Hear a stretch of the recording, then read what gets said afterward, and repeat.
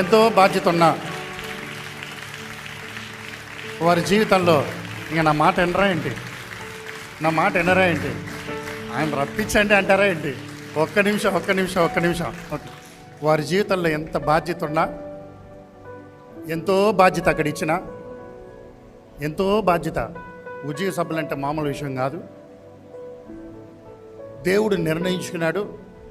ఇది మేమేమి కావాలని పెట్టింది కాదు, ఏదో కావాలని పెట్టాము అనుకుంటున్నారు కొంతమంది. కాదు. ఇది దేవుడు నిర్ణయించాడు, దేవుడు తీర్మానం చేశాడు.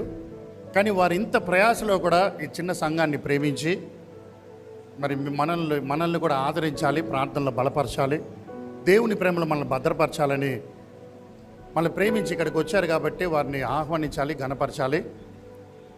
వారి కుటుంబము, జేసీ గారు, వారి కుటుంబ పిల్లలందరూ కూడా వచ్చారు. ఈరోజు వారి సంఘము విశ్వాసులు కూడా అందరు ఇక్కడికి వచ్చారు. సో దానికి కృతజ్ఞతలు తెలియజేద్దాం. సో ఈ ఆవరణాన్ని పరిశుద్ధపరచాలి, దేవుని కొరకు వాడబడాలి, గొప్ప కార్యాలు జరగాలి. మళ్ళీ రేపు కూడా అక్కడ ఉజ్జీవ సభలో చివరి రోజు ఉంది. సంఘముగా మనం చేయవలసిన బాధ్యతలు ఉన్నాయి. మనం చేయవలసిన పనిని కూడా మనం చేద్దాం. ముందుండి కాదు, వెనకుండి ప్రార్థన చేయాలి. ప్రార్థన చేస్తే జరగని కార్యాలు ఏం లేవు. ఈ విజయవాడ పట్టణంలో ఒక ఉద్యమం కావాలంటే ప్రార్థన ఆయుధం ఎంతో ముఖ్యమైనది.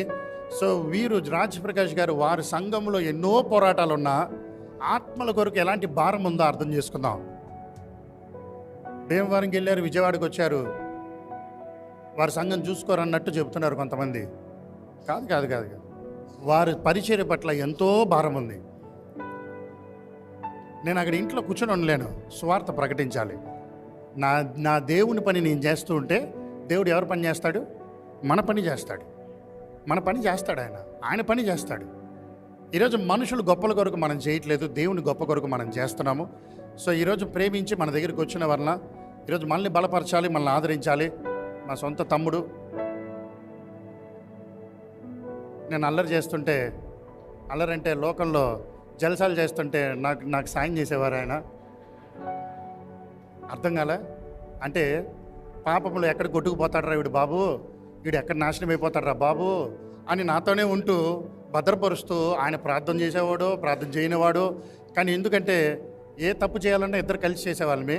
కానీ ఆయన వెనక ఉండి చూస్తాడు, మనం మాత్రం మునిగిపోతాం మునిలో. ఆయన మొత్తం చూస్తారు. కానీ దేవుడు ఆశీర్వదించబడిన వ్యక్తి, దేవుని చేత దీవింపబడిన వ్యక్తి. వారి చిన్నప్పటి నుండి వారి పరిశుద్ధతను కాపాడుకుంటూ ప్రతి మార్గంలో సరి చేసుకుంటూ దేవుడు గొప్పగా వాడుకుంటూ నిలబెట్టాడు. ఈరోజు హైదరాబాద్ పరిచర్లో కూడా మన ప్రార్థన అంగీకరించాలి, సహకరించాలి, మన సహాయం కూడా చేయాలి.